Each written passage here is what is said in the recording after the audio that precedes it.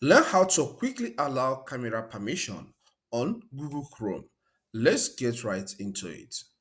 Alright, what you need to do is to swipe up or sideways until you get to the application. Alright, look at the Chrome browser here. I will long press on it.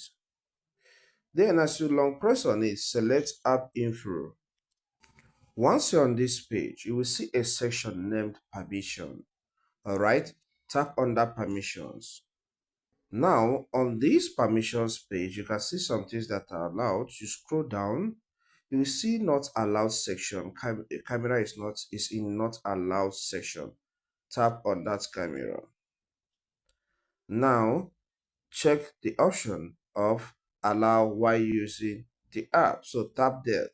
Okay, you can see I've selected it. It has moved from don't allow to allow while using the app.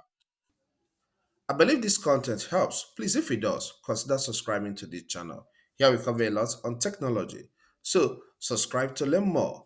This video here will walk you through on how to use Google Chrome in detail. Check it out. Thank you and see you some other time.